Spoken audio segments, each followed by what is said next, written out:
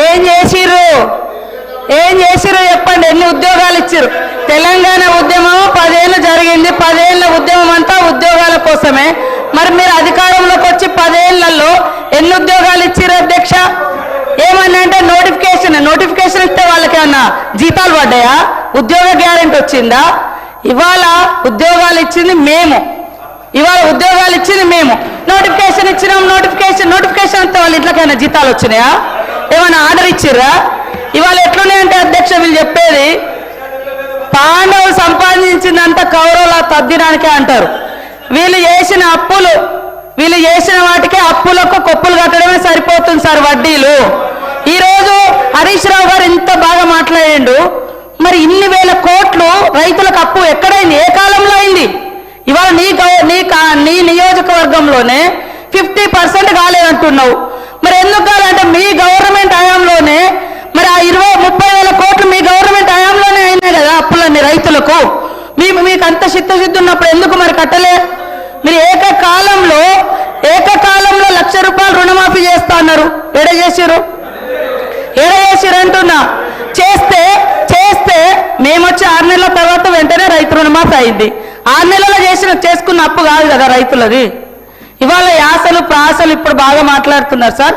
మేము 2.5 ఏళ్ళకే మీకు అంత బాధ అవుతుంది. 10 ఏళ్ళు ఏం చేసారో లెక్కలతో సహా చెప్పండి. ఎన్ని లక్షల మందికి ఉద్యోగాలు ఇచ్చిర్రు? ఎన్ని లక్షల మందికి ఇల్లు ఇచ్చిర్రు? ఎన్ని లక్షల మందికి రుణమాఫీ చేసిర్రు? ఎన్ని లక్షల కోట్లు రుణమాఫీ చేసిర్రు? అవన్నీ చెప్పాలి కదా. అవి చెప్పకుండా ఎంతసేపు మేము గొప్ప. మీరు గొప్ప అయితే మీ సొంత నియోజకవర్గం రైతులే అనేక మంది మీ హయాంలోనే చాలా మంది చనిపోయారు. అదేవిధంగా ఇప్పుడు మీరు చెప్తున్నారు కదా ఇన్ని వేల కోట్ల అప్పు ఉంది మీ నియోజకవర్గంలో అని. మరి ఎందుకు చేసుకోలేకపోయారు అధ్యక్ష? ఫైనాన్స్ మినిస్టర్గా ఉన్నారు, మీ గవర్నమెంటే ఉంటుంది. ఇవాళ కేవలం రాళ్ళేసుడు. మేము గొప్ప. మీ బాధ అంతా హరీష్ అన్న, మీ బాధ అంతా అధికారం పోయిందని అంతే తప్ప ఇంకోటి కాదు. అయ్యో అనకమ్మా, 10 ఏళ్ళు ఇక్కడ అనుభవించారు, నువ్వు అక్కడ పోయినావు అధికారం అనుభవించి దొరసారి ఏమంటే కాంగ్రెస్ నాకు ఏం చేసింది? బాగా అనిపించింది మాలాంటి వాళ్ళ వీడియోలు చూస్తుంటే. కాంగ్రెస్ ఏం చేసిందా? ఇవాళ మాట్లాడడానికైనా మనం చేసింది మనం గొప్పగా చెప్పుకోవాలి. చేసిన దాని మీద కూడా మన్ను పోసుడు గొప్ప కాదు. చేసింది కూడా మన్ను పోసి మేము ఎక్కడుంటే అక్కడ గొప్ప అని చెప్పుకోవడం కాదు. ఎస్ మా హయాంలో నేను ఉన్నప్పుడు కదా చేసిన, ఇప్పుడు చేయలేకపోయినాం అని చెప్పుకోవాలి. కానీ సీటు మారగానే చరిత్ర అంతా చేంజ్ అయిపోతుందా అధ్యక్ష? చేంజ్ అయిపోతుందా? అట్లా ఉంది. కాబట్టి వాళ్ళ బాగా నిజంగా ప్రజల మీద ఉంటే 10 ఏళ్ళు వచ్చే టైం మీకు. మరి ఇవన్నీ మీరు చేసి ఉంటే మేము ఇవ్వాల్సిన పేదరికం ఇంతెందుకు? మేము ఇవన్నీ చేస్తామని ఎందుకు ఒప్పుకునే వాళ్ళం? మీరు చేసిన అప్పులన్నీ కూడా ఇవాళ అప్పులకు వడ్డీలు ఇవే సరిపోతున్నాయి. అయినా మేము చేస్తున్నాం. ఇవాళ రాష్ట్రంలో ఉన్న 1.5 కోటి మంది పేదలకు ఇవాళ సన్నబియ్యం ఇస్తుంటే మీరు ఓర్వలేకపోయారు. ఇవాళ మేము ఇందిరమ్మ బీమా, జీవిత బీమా పెడితే ఓర్వలేకపోతున్నారు. ఏం ఓర్వలేకపోతున్నారు? బాధంతా మీకు బాధ ఉంది తప్ప పేదోడికి ఇల్లొస్తే మీకు సంతోషం లేదా? మీరు రైతురి మీరు ఎన్ని ఇళ్ళు ఇచ్చే 10 ఏళ్లలో ఎన్ని ఇళ్ళు ఇచ్చే చెప్పండి. మేము ఈ 2 ఏళ్లలో ఎన్ని ఇచ్చినాం మేము చెప్తాం. మరి చెప్పకుండా కేవలం మట్టి పోసుడు దుమ్ము పోసుడు కాదు. మీరు చేసే చెప్పుకుంటూ మేమేం చేయాలో అది చెప్తే బాగుంటుందని కోరుతా ఉన్నా అధ్యక్ష.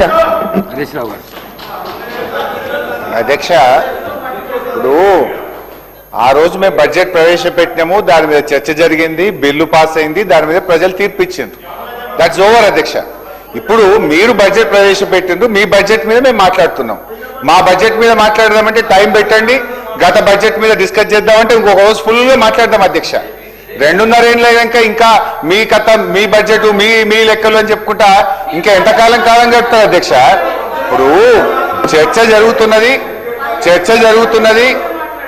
జరుగుతున్నది బట్టి గారు ప్రవేశపెట్టిన బడ్జెట్ మీద.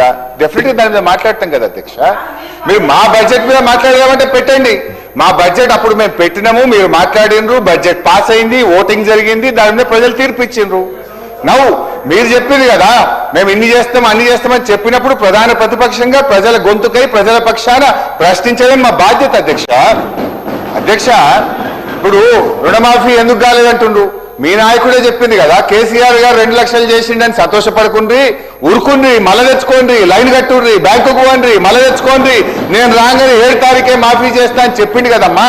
నీ మాట నమ్మే ఉరికి తెచ్చుకున్నారు వాళ్ళు. నువ్వు మోసం చేసినావు, గదే చెప్తున్నా. నేనేం చెప్తున్నా? ఇంకోటి అధ్యక్ష, మీరేం చేసిండ్రు అంటున్నారు. అంటే నా సబ్జెక్ట్ డైవర్ట్ అవుతుందని నేను వారికి సమాధానం ఇయ్యలేక కాదు అధ్యక్ష. Every point I can answer అధ్యక్ష. ఆనాడు బీఆర్ఎస్ ప్రభుత్వం 1,62,000 ప్రభుత్వ ఉద్యోగాలు ఇచ్చింది. 95% లోకల్ రిజర్వేషన్ తెచ్చాము. రాష్ట్రపతి ఉత్తర్వులను సవరించాము. అయితే నేను చెప్తే ఇంకా చాలా విషయాలు ఉన్నాయి కానీ అధ్యక్ష, దాంట్లో బోను నా ఇష్యూ డైవర్ట్ అవుతుంది కనుక దయచేసి నేను మీతో కోరుతున్న ఎలియా మినిస్టర్ గారు, ఫైనాన్స్ మినిస్టర్ గారు లేవాలి కానీ ఇట్లా తాపకొక్క మంత్రులు వేస్తే నా సబ్జెక్ట్ పోతుంది అధ్యక్ష. దయచేసి మీరు ఇంటరప్షన్ కాకుండా చూడాలని మిమ్మల్ని సవినయంగా ప్రార్థిస్తా ఉన్నా అధ్యక్ష. అన్ని వాస్తవాలు బడ్జెట్ బుక్కులు పెట్టుకునే మాట్లాడుతున్నా, మీలాగా నోటికి ఏం మాట్లాడతలేను అధ్యక్ష. నేను ఫైనల్ ఒకటే చెప్తున్నా అధ్యక్ష, గౌరవనీయులు భట్టి గారితో, రాష్ట్ర ప్రభుత్వంతో ఆనాడు నిరుద్యోగులను ఓటింగ్ మిషన్ల లెక్క మీరు వాడుకున్నారు అధ్యక్ష. ఇప్పుడు వాళ్ళని ఎత్తురు కళ్ళ చూస్తున్నారు అధ్యక్ష.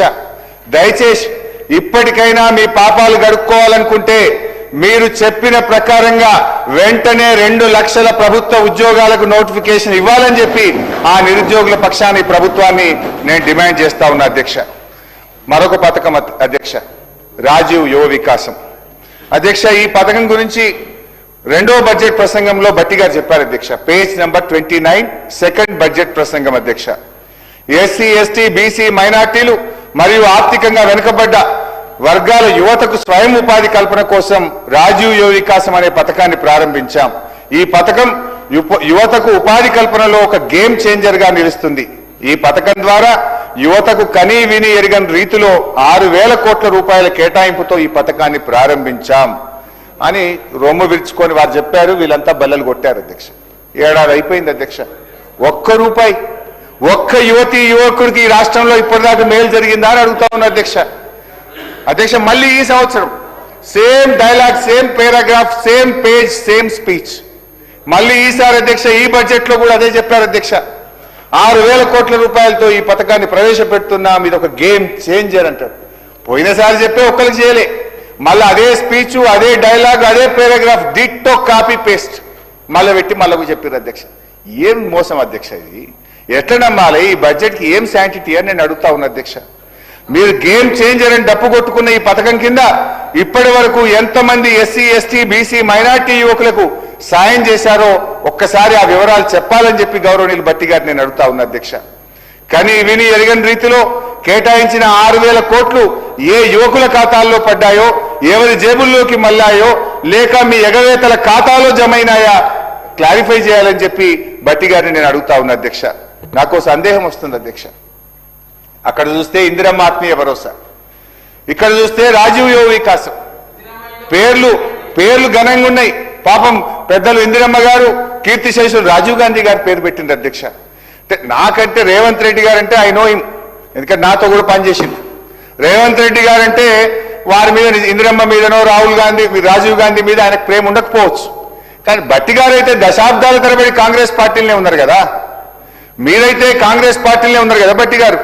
మీ పెద్దల పేర్లు పెట్టి పథకాలు అమలు చేయకపోవడం వల్ల ఇది వారిని గౌరవిస్తున్నారా, మీరు వారిని అవమానపరుస్తున్నారా? ఒకవేళ మీకు అమలు చేసే ఉద్దేశమే లేకపోతే భట్టి గారు, రాజీవ్ యువ వికాసం అనే బదులు రేవంత్ ఆత్మీయ మోసమని పెట్టుకోండి, లేదు భట్టి విక్రమార్క గారి యువ భ్రమలు అని పెట్టుకోండి. మీ పేర్లు పెట్టుకోండి, వాళ్ళ పేర్లు పెట్టి ఎందుకు మోసం చేస్తున్నారని చెప్పి నేను అడుగుతా ఉన్నా అధ్యక్ష.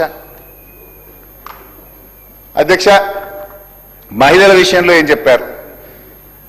మహిళల విషయంలో అధ్యక్ష, ఇది 24-25 బడ్జెట్ అధ్యక్ష. పేజ్ నంబర్ 34,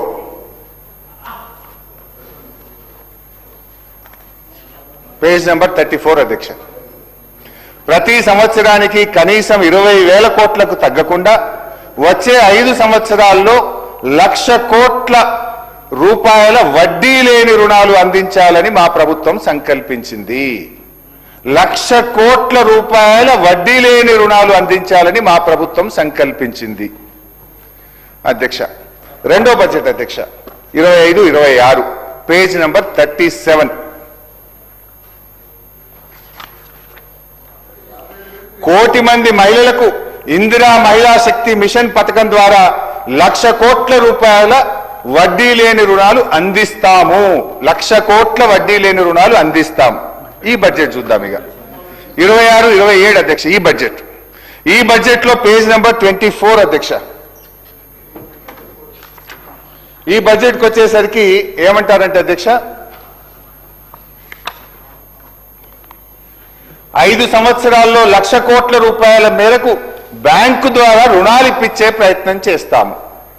అంటే అధ్యక్ష 4వ బడ్జెట్ వచ్చేసరికి వడ్డీ లేని రుణాలు అనే మాటను మాత్రం కంఫర్టబుల్ గా మాయం చేసేసారు.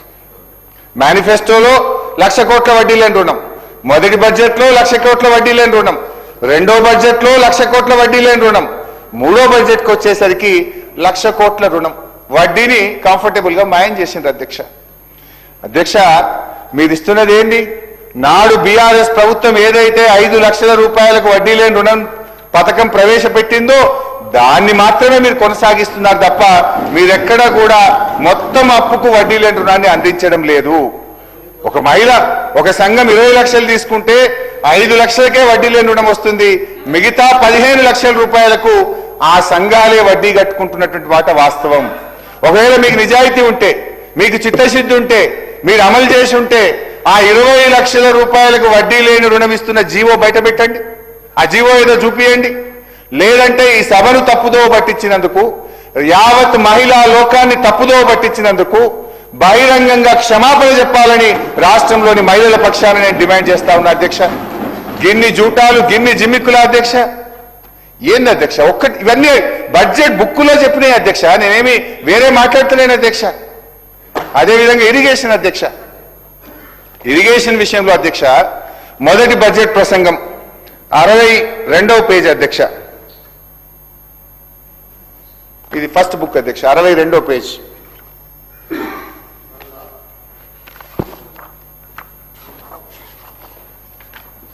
ఏం చెప్పారు అధ్యక్ష?